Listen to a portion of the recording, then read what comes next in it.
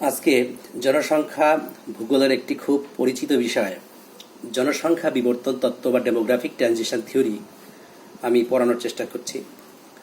যদিও জনসংখ্যা বিবর্তন বা এর যে তত্ত্ব ডেমোগ্রাফিক ট্রানজিশন থিওরি এ সম্পর্কে সাধারণ প্রত্যেক ভৌগোলিকই ভালো জ্ঞান রাখে, প্রত্যেকেই বুঝতে পারে, কিন্তু জনসংখ্যা বিবর্তনের সঙ্গে যুক্ত বেশ কিছু বিষয় যেগুলো আমাদের টেক্সট বইয়ে সেভাবে আলোচনা থাকে না, সেই বিষয়গুলোকে বেশি গুরুত্ব দিয়ে ট্রানজিশনের যে 4টি পর্যায় বা 3টি পর্যায়ে যাই বলা হোক না কেন, তাতে একটু কম গুরুত্ব দিয়ে আমি জনসংখ্যা বিবর্তন তত্ত্বের প্রাসঙ্গিকতা ও মূল বিষয় নিয়ে আজকের আলোচনা শুরু করছি। প্রথমেই জেনে নেওয়া যাক জনবিবর্তন কাকে বলে বা জনসংখ্যার বিবর্তন কাকে বলে। বিবর্তন মানে পরিবর্তন। সাধারণত জন্মহার এবং মৃত্যুহারের যে পার্থক্য তাকে বলা হয় স্বাভাবিক বৃদ্ধির হার বা ন্যাচারাল গ্রোথ রেট। পৃথিবীর প্রত্যেকটি সমাজ ব্যবস্থায়, প্রত্যেকটি দেশে, প্রত্যেকটি অঞ্চলে বা প্রাচীনকালে একটা সময় হাই বার্থ রেট অর্থাৎ উচ্চ জন্মহার ও লো ডেথ রেট বা হাই ডেথ রেট বা উচ্চ মৃত্যুহার ছিল। সেই উচ্চ জন্মহার বা হাই বার্থ রেট এবং হাই ডেথ রেট থেকে ক্রমান্বয়ে পরিবর্তনের মধ্য দিয়ে এখন পৃথিবীর অনেক দেশেই, উন্নত দেশসমূহে তো বটেই, মৃত্যুহার খুব কমে গেছে, সঙ্গে সঙ্গে জন্মহারও কমে গেছে। অনেক স্থানে হয়তো এখনো সে অবস্থায় আসেনি, ভবিষ্যতে আসবে। এই যে পরিবর্তন from the high birth and high death rate to low birth and low death rate, that change is called demographic transition. Demographic transition refers to a population cycle that begins with a fall in the death rate, continues with a phase of rapid population growth, and concludes with a decline in birth rate. এই তত্ত্বের ভিত্তি কিভাবে স্থাপিত হয়েছিল? জনসংখ্যা বিবর্তনের যে ধারণা, এই ধারণা প্রথম যিনি দিয়েছিলেন তিনি কোনো ভৌগোলিক নন, তিনি একজন আমেরিকান সমাজতত্ত্ববিদ, ওয়ারেন এস থমসন। তিনি প্রথম বলেন যে ক্রমশ নিম্নমুখী জন্মহার এবং অর্থনৈতিক উন্নয়নের মধ্যে পারস্পরিক সম্পর্ক রয়েছে। অর্থাৎ তিনি বলেন যে জনসংখ্যার পরিবর্তনের সঙ্গে অর্থনৈতিক উন্নয়নের একটি সুস্পষ্ট সম্পর্ক রয়েছে, এবং সেই সময় আমেরিকান জার্নাল অফ সোসিওলজিতে তার একটি মৌলিক গবেষণা প্রবন্ধ প্রকাশিত হয়, তার নাম পপুলেশন। সুতরাং আমেরিকান জার্নাল অফ সোসিওলজিতে প্রকাশিত তার পপুলেশন শীর্ষক প্রবন্ধে জনসংখ্যা বিবর্তনের প্রাথমিক ধারণা, প্রথম যিনি ধারণা দিয়েছিলেন তিনি ডাব্লিউ.এস. থমসন। এর আগে এই তত্ত্ব সম্পর্কে কেউ আলোকপাত করেননি। জনসংখ্যার স্বাভাবিক বৃদ্ধির প্রবণতা অনুযায়ী তিনি পৃথিবীর সমস্ত দেশগুলিকে এ, বি, সি এই 3টি শ্রেণীতে বিভক্ত করেছিলেন। সি হচ্ছে উচ্চ জন্মহার, উচ্চ মৃত্যুহার অর্থাৎ জনসংখ্যা প্রাথমিক অবস্থা। বি হচ্ছে সেকেন্ড স্টেজ, যেখানে উচ্চ জন্মহার থাকবে কিন্তু মৃত্যুহার আস্তে আস্তে হ্রাস পাবে। এবং এ হচ্ছে নিম্ন জন্মহার, নিম্ন মৃত্যুহার। তার মতে পৃথিবীর প্রতিটি দেশ উচ্চ জন্মহার, উচ্চ মৃত্যুহার অর্থাৎ সি শ্রেণী থেকে বি শ্রেণীতে এবং বি শ্রেণী থেকে এ শ্রেণীতে পৌঁছায়। পৃথিবীর যে কোনো অঞ্চল সম্পর্কে এই কথাটি তার কাছে সমান মনে হয়েছে, যদিও তার যে গবেষণালব্ধ বিষয় সেটা আমেরিকা যুক্তরাষ্ট্র বা উন্নত বিশ্বের দেশগুলির ভিত্তিতেই তিনি করেছিলেন। ডাব্লিউ.এস. থমসন বা ওয়ারেন এস. থমসন 1929 সালে জনবিবর্তন তত্ত্ব প্রদান করার পর বেশ কিছুকাল এই সম্পর্কে সেরকম কোনো আলোচনা হয়নি। পরে ফ্রাঙ্ক ডাব্লিউ. নটেস্টেইন 1945 এবং সিপি ব্ল্যাকার 1947, এই 3জন, থমসন সহ এই 3জন, এদের চেষ্টাতেই মূলত জনবিবর্তন তত্ত্ব সার্বিক গ্রহণযোগ্যতা লাভ করে। একাডেমিক ইনস্টিটিউট বা একাডেমিক চর্চা যারা করেন, বৌদ্ধিক চর্চা যারা করেন, তাদের কাছে গ্রহণযোগ্যতা পায়। যদিও থমসনের পর নটেস্টেইন নয়, অন্য একজন অ্যাডলফে লন্ড্রি, তিনি জনসংখ্যা বিবর্তন সম্পর্কে কথা বলেছিলেন, কিন্তু জনসংখ্যা বিবর্তনের যে থিওরি তা প্রতিষ্ঠা লাভ করেছিল মূলত থমসন, নটেস্টেইন এবং সিপি ব্ল্যাকার এই 3জনের প্রচেষ্টায়। সুতরাং ডাব্লিউ.এস. থমসনকে জনসংখ্যা বিবর্তন তত্ত্বের জনক বললে খুব বেশি অত্যুক্তি হয় না। থমসন এবং নটস্টেইন এই দুইজন মূলত ইউরোপ, আমেরিকা এবং অস্ট্রেলিয়ার জন্মহার ও মৃত্যুহার বিশ্লেষণ করে জনবিবর্তনের ধারণা দেন। এছাড়াও যারা জনবিবর্তন তত্ত্বের সঙ্গে জড়িত তারা হচ্ছেন বিজু গার্নিয়ার, ফরাসি ভৌগোলিক, কার্ল স্যাক্স, অ্যাডলফ লন্ড্রি প্রমুখ। এবার দেখে নেওয়া যাক জনবিবর্তন তত্ত্বের সঙ্গে কারা যুক্ত আছেন। প্রথমে 1929 সালে যিনি বলেছিলেন ডব্লিউ.এস. থমসন, ইনি আমেরিকা যুক্তরাষ্ট্রের একজন সমাজতত্ত্ববিদ। তার গবেষণালব্ধ প্রবন্ধ পপুলেশন এটা প্রকাশ লাভ করেছিল আমেরিকান জার্নাল অফ সোসিওলজিতে। এরপর 1934 সালে অ্যাডলফ লন্ড্রি, তিনি সেই অর্থে কোনো একাডেমিশিয়ান নন, তিনি ফ্রান্সের একজন রাজনীতিবিদ ছিলেন, মন্ত্রী ছিলেন, বিভিন্ন বিভাগের তিনি মন্ত্রী হয়েছিলেন সেই সময়। তিনি একটি গ্রন্থ লেখেন লা রেভলিউশন ডেমোগ্রাফিক, যা ফরাসি ভাষায় লেখা। এখানে তিনি জনবিবর্তনের কথা বলেন, জনবিবর্তন সম্পর্কে ধারণা দেন। 1945 সালে F.W. নটস্টেইন, যিনি আমেরিকা যুক্তরাষ্ট্রের জনসংখ্যা পরিসংখ্যানবিদ ছিলেন, অর্থাৎ সেই অর্থে ডেমোগ্রাফির রিয়াল লোক, তিনি প্রথম সম্মিলিত জাতিপুঞ্জের ইউএনও পপুলেশন ডিভিশনের প্রস্তাব দেন এবং তার ডিরেক্টর নির্বাচিত হন। তিনি জনবিবর্তন সম্পর্কে তার পপুলেশন দ্য লং ভিউ প্রকাশ করেন ফুড ফর দ্য ওয়ার্ল্ড শীর্ষক জার্নালে। এরপর 1947 সালে যিনি এগিয়ে আসেন তিনি কার্লোস প্যাটন ব্ল্যাকার বা সিপি ব্ল্যাকার নামে পরিচিত। ইনি ফরাসি জনসংখ্যা পরিকল্পনাবিদ ছিলেন। তার যে গবেষণা গ্রন্থ প্রবন্ধ সেটা স্টেজেস ইন পপুলেশন গ্রোথ প্রকাশিত হয় দ্য এগেনিক্স রিভিউ নামক জার্নালে। এরপর 1955 সালে কার্ল স্যাক্স, ইনি ফরাসি উদ্ভিদবিদ, ইনি কিন্তু ভৌগোলিক জনমিতিবিদ কিছুই ছিলেন না। ইনি হার্ভার্ড বিশ্ববিদ্যালয়ের বটানির প্রফেসর হিসাবে যুক্ত ছিলেন এবং তিনি কিছু কিছু জনমিতিবিদ বিষয়েও চর্চা করতেন। তার লেখা standing room only the challenges of over population গ্রন্থ প্রকাশ লাভ করে 1945 সালে। সেখানে জনবিবর্তন বা জনসংখ্যার পরিবর্তন সম্পর্কে আলোকপাত করা হয়েছিল। 1966 সালে প্রথম যিনি ভৌগোলিক জনবিবর্তন তত্ত্বের নিয়ে আলোচনা করেন তিনি বিজু গার্নিয়ার। তার লেখা জিওগ্রাফি অফ পপুলেশন, ইনি ফরাসি ভৌগোলিক ছিলেন। সুতরাং এই চার্টে আমরা দেখতে পাচ্ছি জনবিবর্তন তত্ত্বের সঙ্গে যারা সূচনা লগ্নে বা 1929 থেকে 1966 সাল পর্যন্ত এই পর্যায়ে যুক্ত ছিলেন, through out the 20th century তারা প্রত্যেকেই হয় আমেরিকা যুক্তরাষ্ট্র অথবা ফরাসি দেশের গবেষক, এবং এদের মধ্যে শেষের জন ভৌগোলিক হিসাবে যথেষ্ট সুনাম অর্জন করেছিলেন বিজু গার্নিয়ার, ইনি ফরাসি দেশের মহিলা ভৌগোলিক। জনবিবর্তন তত্ত্বের ভিত্তি কি? জনবিবর্তন তত্ত্বের সূচনাকালে নটস্টেইন, থমসন এবং ব্ল্যাকার এরা প্রত্যেকেই পশ্চিম ইউরোপের জনসংখ্যা বৃদ্ধির ইতিহাস এর ভিত্তিতে, অভিজ্ঞতার ভিত্তিতে এই তত্ত্বের কথা বলেছিলেন। তারা ঐতিহাসিক পটভূমিতে দেখেছেন কিভাবে জনসংখ্যার পরিবর্তন হয়েছে এবং তাকে ভিত্তি করেই এই তত্ত্ব প্রদান করেছেন। জন্ম মৃত্যু হারের সাথে অর্থনীতির সমাজ ব্যবস্থার সম্পর্ক তারা উদ্ভাবন করেছেন।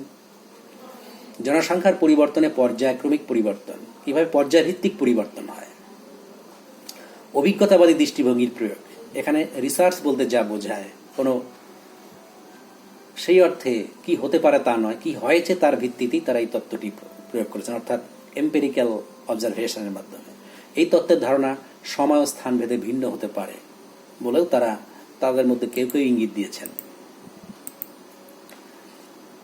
এবার আমরা যিনি জনবিবর্তনের কথা বলেছিলেন তার নাম অ্যাডলফ লন্ড্রি। তিনি ফরাসি দেশের মানুষ, ফ্রান্সের মন্ত্রী ছিলেন, সরকার পরিচালনা বিভিন্ন মন্ত্রকে তিনি দায়িত্ব সামলেছেন। তিনি জনসংখ্যার যে পরিবর্তন সেই বৈশিষ্ট্যের ভিত্তিতে 3টি ভাগে ভাগ করেছিলেন। একটা হচ্ছে আদিম জনমিতিক, মধ্যবর্তী জনমিতিক, আধুনিক জনমিতিক। আদিম জনমিতিক কি?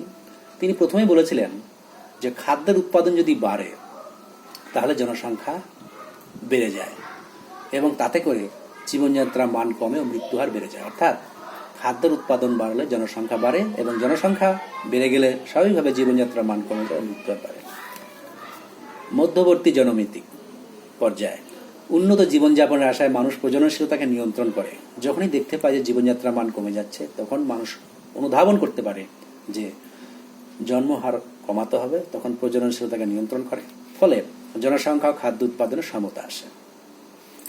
আধুনিক জনমিতিক পর্যায়ে যখন জনসংখ্যা সম্পর্কে সচেতনতা আসে, অর্থাৎ জনমিতিক বিপ্লব ঘটে, তখন তা থেকে জন্মহার ও মৃত্যুহার হ্রাস পায়, তবে জনসংখ্যা আস্তে আস্তে বৃদ্ধি পায়, অর্থাৎ জনসংখ্যা বৃদ্ধির হার লত হয়ে যায়। ফরাসি দেশের প্রশাসক হিসাবে অ্যাডলফে লন্ড্রি এই জনবিবর্তন তত্ত্বের কথা বলেছিলেন 1934 সালে। ফ্র্যাঙ্ক ওয়ালেস নটস্টেইন বা নটস্টেইন নামে যিনি প্রসিদ্ধ, তিনি 1945 সালে জনবিবর্তনের ধারণা দেন। তিনি মূলত থমসনকে অনুকরণ করে যার জনবিবর্তনের কাহিনী বর্ণনা করেছিলেন, যদিও কিছু ভিন্নভাবে তিনি বিষয়টিকে উপস্থাপন করেছিলেন। ইনি ছিলেন একজন জনসংখ্যা পরিকল্পনাবিদ এবং সম্মিলিত জাতিপুঞ্জের ইউএনও পপুলেশন ডিভিশন প্রতিষ্ঠার প্রস্তাবক, এবং প্রতিষ্ঠিত হওয়ার পর তিনি তার ডিরেক্টর নির্বাচিত হয়েছিলেন, প্রথম ডিরেক্টর। তিনি বলেছিলেন, সম্ভাব্য উঁচু বৃদ্ধি, that is high growth potential, জন্মহার হ্রাস না পাওয়া পর্যন্ত জনসংখ্যা বৃদ্ধির হার উঁচু থাকবে বলেই তার মত। বিবর্তিত হার বা বিবর্তিত বৃদ্ধি, জন্মহারের হ্রাস প্রতিষ্ঠিত হলে জনসংখ্যা বৃদ্ধির হারে শৈথিল্য বজায় থাকে।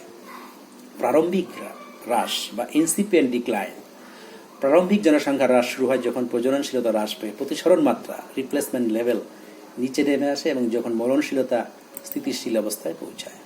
এবার আমরা আসছি বিজু গার্নিয়ার, ফরাসি ভৌগোলিক।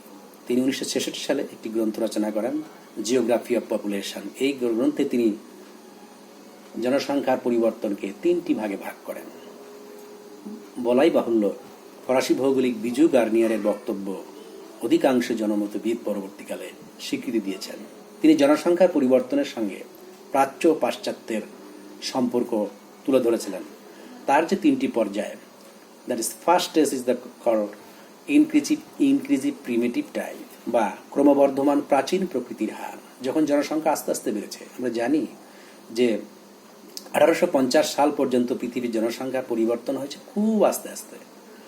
তো সেই পরিস্থিতি পর্যন্ত সময়কে বলা যেতে পারে ক্রমবর্ধমান প্রাচীন প্রকৃতির হার, অর্থাৎ জন্মহার বেশি, মৃত্যু হারও বেশি, কিন্তু জনসংখ্যা আস্তে আস্তে বেড়েছে।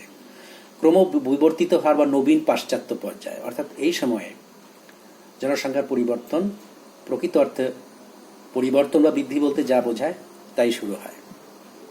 এরপরে আসছে পরিণত বা আধুনিক পাশ্চাত্য পর্যায়, অর্থাৎ জনসংখ্যার পরিবর্তনের জন্ম এবং মৃত্যু হার দুটোর মধ্যে একটা সমতা এসেছে। এটাকেই তিনি বলছেন আধুনিক পাশ্চাত্য পর্যায় বা modern western type. Curl sax 1955 তিনি প্রথম জনসংখ্যার পরিবর্তনকে 3 থেকে 4টি ধারায় ব্যাখ্যা করলেন। তার প্রথম পর্যায়ে উঁচু নিশ্চল পর্যায়, বোঝাই যাচ্ছে যে সময় জনসংখ্যার জন্ম মৃত্যু হার দুটোই হাই থাকবে এবং জনসংখ্যার পরিবর্তন হবে না, তাই তিনি বলেছেন নিশ্চল পর্যায়, স্টেশনারি ফেজ। প্রাক বিস্ফোরক বৃদ্ধি, অর্থাৎ যে সময় জন্মহার এবং মৃত্যুহারের পার্থক্য খুব কম হয় তাকে আমরা বলতে পারি বিস্ফোরক বৃদ্ধি। তার আগের পর্যায়কে তিনি বলেছিলেন তার ইনিশিয়াল স্টেজকে তিনি বলেছেন আর্লি এক্সপ্লোসিভ ইনক্রিজ, অর্থাৎ মৃত্যুহার কমছে কিন্তু জন্মহার কমছে না। পরবর্তী বিস্ফোরক বৃদ্ধি, যে সময় জন্মহার হাই থেকে যাচ্ছে কিন্তু মৃত্যুহার দ্রুত হ্রাস পায়। This third stage is the most dangerous stage for the developing nations. ভারতের মতো, বাংলাদেশের মতো দেশগুলিতে এই পর্যায়টি খুব মারাত্মক, অর্থাৎ যে সময় প্রচুর পরিমাণে জনসংখ্যা বৃদ্ধি পায়। নিচু নিশ্চল পর্যায়, লো স্টেশনারি ফেজ, যেখানে জনসংখ্যা বৃদ্ধির হার কমে যায়, অর্থাৎ মৃত্যুহার এবং জন্মহারের পার্থক্য কমে যায়, জন্মহারও কমে যায়, মৃত্যুহারও কমে যায়। তিনি ম্যালথাসের দৃষ্টিভঙ্গিকে গ্রহণ করেছিলেন অনেকটা। ম্যালথাস কি বলেছিলেন যে জনসংখ্যা যখন জ্যামিতিক হারে বৃদ্ধি পায়, খাদ্যের উৎপাদন বৃদ্ধি পায় পাটিগণিতিক হারে বা গাণিতিক হারে, কিন্তু জনসংখ্যার সঙ্গে খাদ্যের উৎপাদনের ডিসব্যালেন্স সৃষ্টি হয় এবং সারা পৃথিবীর দারিদ্র্যের সূত্রপাত হয়, গণদারিদ্র্যের প্রাদুর্ভাব হয়। এবং ম্যালথাস এও আশঙ্কা করেছিলেন যে এভাবেই পৃথিবীতে মাঝে মাঝে দুর্ভিক্ষ, মহামারী, প্রাকৃতিক নিয়ন্ত্রণ চলে আসে। অনেককেই আমি বলতে শুনেছি যে এই সময়ে যে কোভিড-19 যে আক্রমণ, তা নাকি ম্যালথাসের বক্তব্যেরই প্রতিফলন ঘটছে। ঠিক জানি না কি হবে বা কি হতে চলেছে। এরপর আমরা পঞ্চম পর্যায়ের যিনি জনমতিক বিবর্তনের কথা বলেছিলেন, কার্লোস কার্টন ব্ল্যাকার বা সিপি ব্ল্যাকার নামে তিনি প্রসিদ্ধ।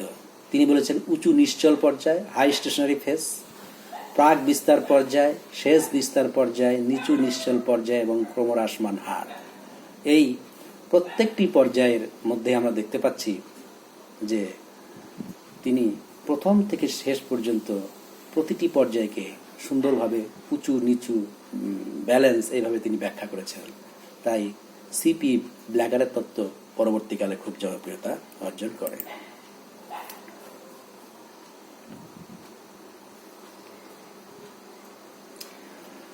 এবার আমরা আসছি জনসংখ্যা বিবর্তন তত্ত্বের সাধারণ মডেল। তাহলে আমরা দেখতে পাচ্ছি যে 6 জন জনমিতিবিদের যে কথা বললাম তা বিভিন্নভাবে জনসংখ্যার পরিবর্তনকে ব্যাখ্যা করেছেন।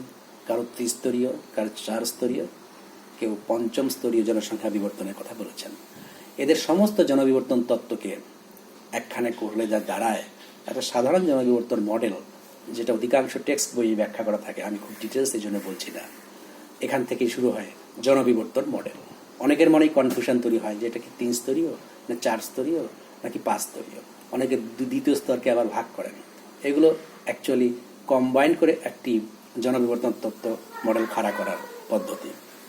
তাহলে জনবিবর্তনের যে সাধারণ মডেল, যেটা আমরা সকলের জনবিবর্তন তত্ত্বকে কম্বাইন করে অ্যাভারেজ করে বলার চেষ্টা করছি, সেটা চারটি পর্যায়। প্রথম পর্যায়কে বলা যেতে পারে ক্রমবর্ধমান প্রাচীন প্রকৃতির হার, ইনক্রিজিং প্রিমিটিভ টাইপ, যা বিজু গার্নিয়ার বলেছিলেন। বৈশিষ্ট্য কি? প্রথমে উঁচু জন্মহার, উঁচু মৃত্যু হার। জনসংখ্যা বৃদ্ধির হার খুব কম, কারণ high birth rate, high death rate. কখনো কখনো নেগেটিভ হয়, কখনো কখনো পজিটিভ হয়। সমাজ অর্থনীতির সম্পর্ক কি? কৃষিভিত্তিক আদিম সমাজ ব্যবস্থা। দ্বিতীয় পর্যায় ক্রমবিবর্তিত হার বা নবীন পাশ্চাত্য পর্যায়, that is called transitional type. প্রকৃতপক্ষে এই সময় থেকেই জনসংখ্যার বিবর্তন শুরু হয়, অর্থাৎ জনসংখ্যা বৃদ্ধি শুরু হয়। উঁচু জন্মহার কিন্তু নিম্নমুখী মৃত্যু হার। বৃদ্ধির হার ঊর্ধ্বমুখী ও শেষে দ্রুত বৃদ্ধি। এই শেষ পর্যায়ে এসে কোনো কোনো জায়গায় জনবিস্ফোরণ ঘটে। আমাদের দেশে 1971-81 এই দশকে জনসংখ্যা দ্রুত বৃদ্ধি পেয়েছিল, যদিও সমস্তটাই জন্ম এবং মৃত্যুর হারের বিয়োগফল বা ন্যাচারাল গ্রোথ ছিল না, পরিব্রাজনের সঙ্গে যুক্ত হয়েছিল। অর্থনৈতিক ব্যবস্থা মূলত কৃষি, তবে শিল্পায়নের সূত্রপাত এই সময় হয়। কৃষি main economic activity, but industrialisation started, বিশেষ করে কুটির শিল্প, ক্ষুদ্র শিল্পের বিকাশ শুরু হয়। তৃতীয় পর্যায়কে বলা যেতে পারে পরিণত হার বা ম্যাচিওর স্টেজ। কি হয়? জন্মহার আগে উঁচু জন্মহার ছিল, তার থেকে হ্রাস পাওয়া শুরু হয়, মৃত্যু হার আরও হ্রাস পায়। জনসংখ্যা ক্রমশ হ্রাস পেতে থাকে, জনসংখ্যা বৃদ্ধি অ্যাকচুয়ালি ক্রমশ হ্রাস পেতে থাকে।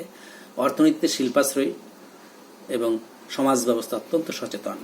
চতুর্থ পর্যায়ে শূন্য জনসংখ্যা বৃদ্ধি, যাকে বলা হয় জিরো পপুলেশন গ্রোথ। এর নিম্ন জন্মহার বৈশিষ্ট্য, নিম্ন মৃত্যু দুটোই একদম হ্রাস পেয়ে যায়।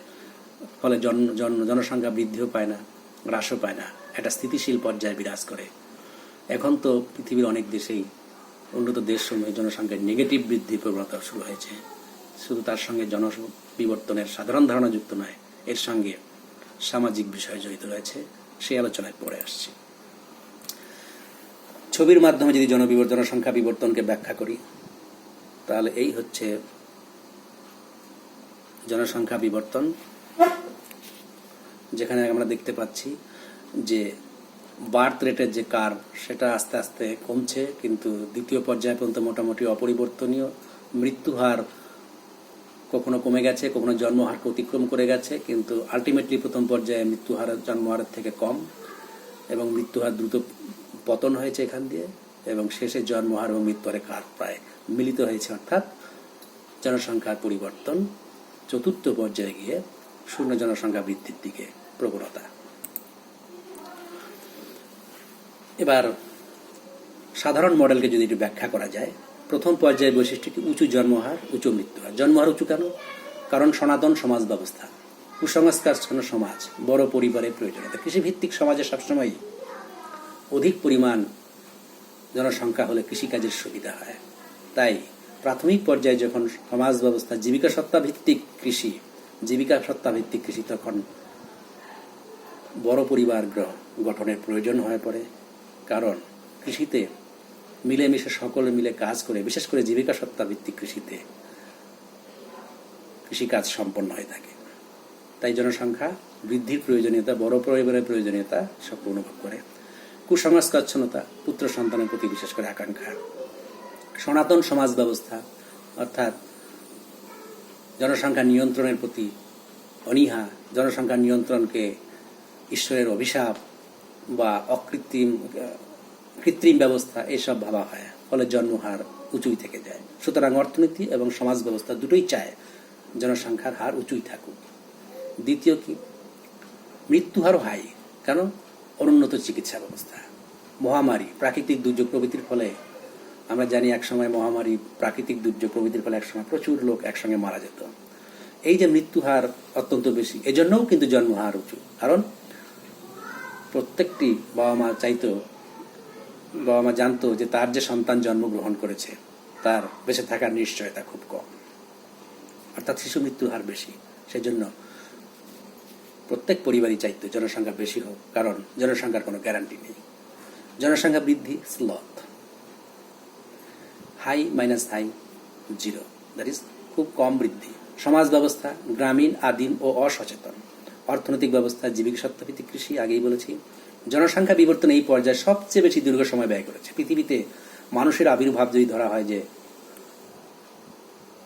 যখন হয়েছে 50,000 বছর বা 30,000, যে যাই বলুক, সেই সময় থেকে শুরু করে প্রায় 19 শতাব্দীর মাঝামাঝি পর্যন্ত এই সময়কালকে সারা পৃথিবীর নিরিখে জনবিবর্তনের প্রাথমিক পর্যায়ে বলা যায়। সুতরাং এতটা দীর্ঘ সময় ব্যয় করেছে জনবিবর্তন প্রথম পর্যায়ে। উদাহরণ দেওয়া যেতে পারে, পশ্চিম ইউরোপের দেশসমূহ 1840 সাল পর্যন্ত জনবিবর্তনের প্রাথমিক পর্যায়ে ছিল। ভারতে 1921 সাল পর্যন্ত, ভারতের সেন্সাস শুরু হয়েছে 1872 সাল থেকে, তারপর 1921 সাল পর্যন্ত যদি দেখি আমরা জনসংখ্যা খুব বেশি পরিবর্তন দেখিনি।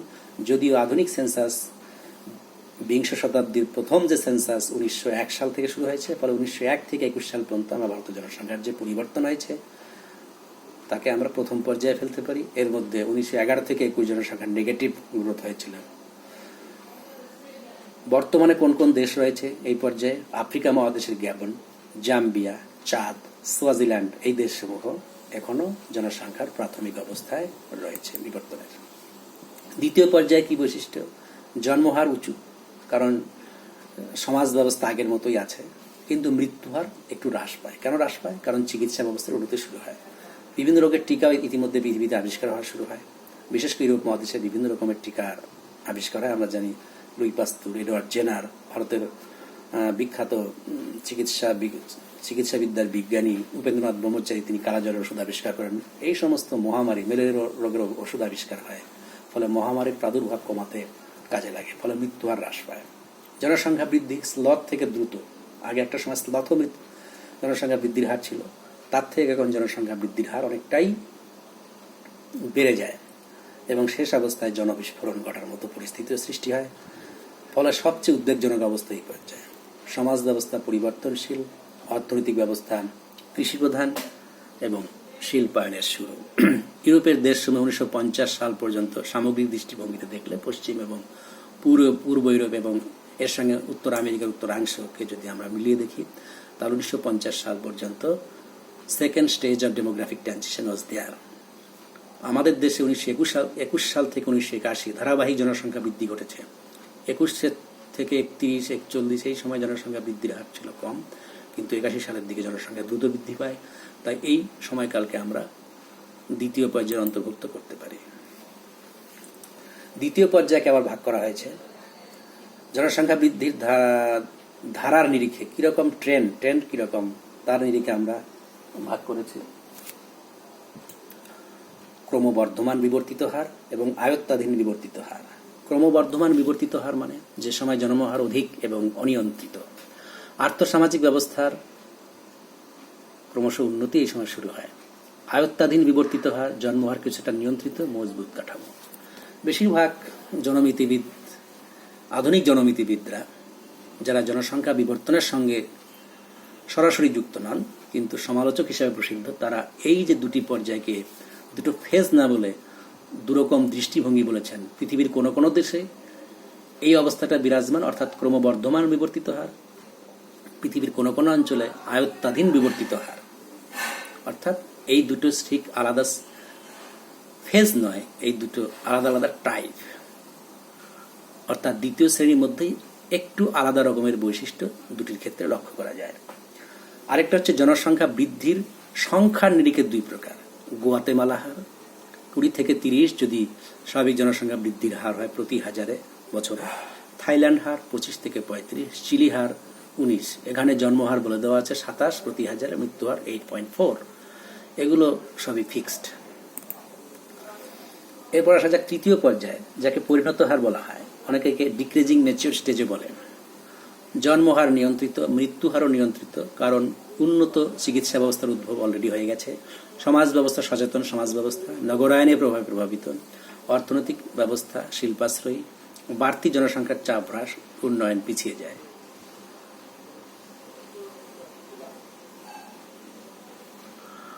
বর্তমানে রয়েছে মার্কিন যুক্তরাষ্ট্র, জাপান, ভারতের কিছু রাজ্য যেমন কেরালা, তামিলনাড়ু, মিজোরাম, এই শতাব্দীর গোড়ায় শুরু হয়েছে। চতুর্থ পর্যায়ে শূন্য জনসংখ্যা বৃদ্ধির হার। জন্মহার সুনিয়ন্ত্রিত, মৃত্যুহার নিয়ন্ত্রিত, কারণ উন্নত চিকিৎসা ব্যবস্থা, সমাজ ব্যবস্থা সচেতন সমাজ ব্যবস্থা, উচ্চ নগরায়ন, অর্থনৈতিক ব্যবস্থা শিল্পাশ্রয়ী ও পরিষেবামূলক। উদাহরণ কি? বর্তমানে রয়েছে নরওয়ে, সুইডেন, ডেনমার্ক, অর্থাৎ পশ্চিম ইউরোপের অত্যন্ত উন্নত দেশসমূহ চতুর্থ পর্যায়ে পৌঁছে গেছে। মেয়াদ কি? ক্ষণস্থায়ী। এই পর্যায়ে খুব বেশি স্থায়ী নয়। কেন নয়? কারণ এটি স্যাচুরেটেড কন্ডিশন, আর কোনো স্যাচুরেটেড কন্ডিশনই চিরস্থায়ী নয়, যে কোনো মুহূর্তে পরিবর্তন হতে পারে। এখন অনেক অর্থনীতিবিদ, সমাজতত্ত্ববিদ বরং শূন্য জনসংখ্যা বৃদ্ধির চাইতেও নেগেটিভ জনসংখ্যা বৃদ্ধির কথা বলেছেন। অলরেডি বেলজিয়াম বা এই সমস্ত দেশে শুরু হয়েছে। এর মূলে রয়েছে সামাজিক পরিবর্তন, অনেক নতুন দম্পতি বা তরুণ তরুণী বিবাহিত জীবনে সন্তান গ্রহণ অনিচ্ছুক, এটাকে ঝামেলা মনে করে। ফলে পৃথিবীর অনেক উন্নত দেশেই সন্তান লালন পালনের প্রতি অনীহা থেকেই জনসংখ্যা হ্রাস শুরু হয়েছে। এটাকে অতি সচেতনতাও বলা যেতে পারে। এবার আসা যাক জনবিবর্তন তত্ত্বের কি কি উইকনেস বা সমালোচনা আছে। আমি আগেই বলেছি, মূলত ইউরোপীয় মডেলকে ভিত্তি করে প্রতিষ্ঠিত হয়েছে এই তত্ত্ব। ফলে এশিয়া, ল্যাটিন আমেরিকা ও আফ্রিকার উন্নয়নশীল দেশগুলি জনসংখ্যা বিবর্তনের ধারা ব্যাখ্যা করতে বা ভবিষ্যৎ সম্পর্কে ব্যাখ্যা করতে এই তত্ত্ব কোনো দিশা দেখাতে পারেনি। যারা জনসংখ্যা বিবর্তন তত্ত্ব বা জনবিবর্তন তত্ত্বের ধারণা দিয়েছেন তারা প্রত্যেকেই ইউরোপীয় বা উত্তর আমেরিকার লোক, যা উন্নত বিশ্ব বলেই প্রসিদ্ধ। তারা নিজ নিজ দেশের, নিজ নিজ অঞ্চলের জনসংখ্যার পরিবর্তনের অভিজ্ঞতার নিরিখে, ঐতিহাসিক দৃষ্টিভঙ্গির নিরিখে জনবিবর্তন তত্ত্বের ধারণা দিয়েছেন এবং তাকে জেনারেলাইজ করে সারা পৃথিবীর ক্ষেত্রে প্রয়োগ করার চেষ্টা করেছেন। ফলে এশিয়া, ল্যাটিন আমেরিকা বা এর সঙ্গে রয়েছে ক্যারিবিয়ান দ্বীপপুঞ্জ, ক্যারিবিয়ান অঞ্চল, আফ্রিকার উন্নয়নশীল দেশ, এই অঞ্চল সমূহের জনসংখ্যা পরিবর্তনের ব্যাখ্যা ঠিক জনবিবর্তন তত্ত্বের আলোকে করা সম্ভব হয় না। কুজনেটস মনে করেন ইউরোপের অভিজ্ঞতালব্ধ জ্ঞানকে সাধারণীকরণের মাধ্যমে প্রতিষ্ঠিত এই তত্ত্বকে তত্ত্ব না বলে ইউরোপীয় জনবিবর্তন অভিজ্ঞতা বলা অধিক যুক্তিসম্পন্ন। তিনি বিদ্রুপাত্মক সুরেই বলেছেন, this is not A theory of demographic transition, rather it is better to say the transition of European experience. বিভিন্ন পর্যায়গুলি অসম। জনমৈত্রিক বিবর্তন তত্ত্বে জন্মহার হ্রাসের আগেই মৃত্যুহার হ্রাস পায় বলে ব্যাখ্যা করা হয়। অর্থাৎ এই তত্ত্বে যারা এই তত্ত্বের কথা বলছেন প্রত্যেকেই বলেছেন আগে মৃত্যুহার হ্রাস পায়, তারপরে জন্মহার হ্রাস পায়। কিন্তু পূর্ব এবং দক্ষিণ ইউরোপের কিছু দেশে, বিশেষত স্পেনে, মৃত্যুহার বেশি থাকা সত্ত্বেও জন্মহার আগেই হ্রাস পেয়েছিল। আমেরিকায় প্রথম পর্যায়ে জনসংখ্যা বৃদ্ধির হার দ্বিতীয় এবং তৃতীয় পর্যায়ের অপেক্ষা অধিক ছিল। আমেরিকাতেই এই তত্ত্বের আঁতুড়ঘর, অথচ এই তত্ত্বে বলা হয়েছে যে প্রথম পর্যায় অপেক্ষা দ্বিতীয় তৃতীয় পর্যায়ে জনসংখ্যা বৃদ্ধির হার বেশি হবে। কিন্তু আমেরিকার ক্ষেত্রেই উল্টোটা ঘটেছে। প্রথম পর্যায়ে জনসংখ্যা বৃদ্ধির হার দ্বিতীয় এবং তৃতীয় পর্যায় অপেক্ষা অধিক ছিল। লস্কি এবং উইলকক্স এ প্রসঙ্গে বলেছেন, neither the theory is predictive nor its stages are sequential and inevitable. জন মোহর রাসের বৈপরীত্য নটাস্টেইন এর ব্যাখ্যায় 1945-এ তিনি বলেছিলেন, ইউরোপে জন্মহার প্রথমে শহরাঞ্চলে ও পরে গ্রামাঞ্চলে হ্রাস পায়। অর্থাৎ বার্থ রেটের যে ডিক্লাইনিং ট্রেন্ড সেটা প্রথমে শহরাঞ্চলে হয়, তারপরে গ্রামাঞ্চলে হয়, কারণ শহরাঞ্চল গ্রামাঞ্চলের থেকে অ্যাডভান্স। কিন্তু সুইডেন, ফ্রান্স প্রভৃতি গ্রাম প্রধান দেশের জনসংখ্যা গ্রেট ব্রিটেনের মতো শহর প্রধান দেশের জনসংখ্যার সাথে একই সময়ে হ্রাস পেয়েছিল।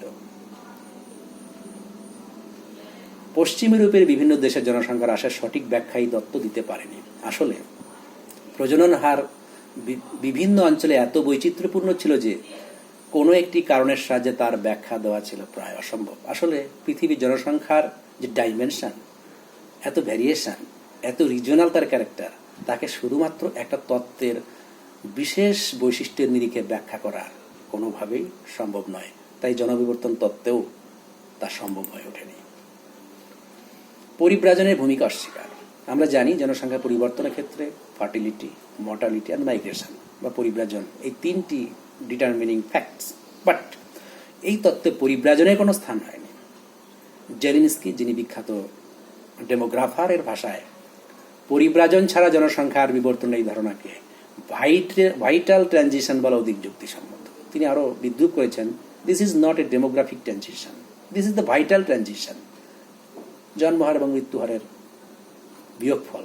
So that is vital transition, it is not transition of demography. বর্তমানে প্রযুক্তির অভাব উন্নতি চিকিৎসা ক্ষেত্র থেকে শুরু করে বিভিন্ন স্তরে এত প্রসার লাভ করেছে যে স্বাভাবিক বৃদ্ধির ধারণা শুধুমাত্র জন্মহার ও মৃত্যুহারের স্বাভাবিক নিয়মে আটকে নেই। বর্তমানের যে পরিস্থিতি, জন্মহার কি এখন স্বাভাবিক জন্মহার? জনসংখ্যা নিয়ন্ত্রণ হয়ে থাকে, মৃত্যুহারও স্বাভাবিক নেই। ফলে এই জটিল সময়ে জনবিবর্তনের তত্ত্বের ধারণা প্রাসঙ্গিকতা কিছুটা তো হারিয়েছেই।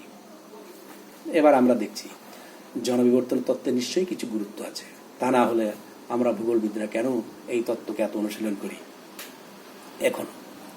প্রথমত, জনবিবর্তন তত্ত্ব জনসংখ্যা নিয়ে যত সমস্ত তত্ত্ব পর্যন্ত হয়েছে সবগুলি তত্ত্বের যদি আমরা তুলনা করি তাহলে জনবিবর্তন তত্ত্ব তাদের মধ্যে শ্রেষ্ঠ। কেন? দেখা যাক। জনবিবর্তন তত্ত্ব ম্যালথাসের তত্ত্বের মতো খাদ্য সরবরাহ ও তার সংকটকে ভাবনায় আনেনি। ম্যালথাস খুব নিশ্চিত করেই বলেছেন যে জনসংখ্যা বাড়বে জ্যামিতিক হারে, খাদ্যের উৎপাদন তত বাড়বে না, গাণিতিক হারে বৃদ্ধি পাবে। ফলে একটা সময় খাদ্যের সংকট দেখা দেবে এবং জনসংখ্যা কমানোর জন্য দু রকমের ব্যবস্থা, একটা প্রকৃতির চেক করবে, একটা ন্যাচারাল চেক, আর একটা জৈবিক নিয়ন্ত্রণ। কিন্তু অর্থাৎ তিনি হতাশার চিত্র তুলে ধরেছেন। জনবিবর্তন তত্ত্ব কিন্তু এরকম কোনো হতাশাপূর্ণ কথা বলেনি, পজিটিভ আইডিয়া দিয়েছে। আরেকটি হচ্ছে কাম্য জনসংখ্যার তত্ত্ব বা থিওরি অফ অপটিমাম পপুলেশন। এই তত্ত্বে জনসংখ্যা বৃদ্ধি ও মাথাপিছু আয়ের তুলনা বা সম্পর্ক টানা হলেও যেসব বিষয়কে প্রভাবিত করে সেগুলিকে উপেক্ষা করেছে। কেন কাম্য জনসংখ্যা হবে?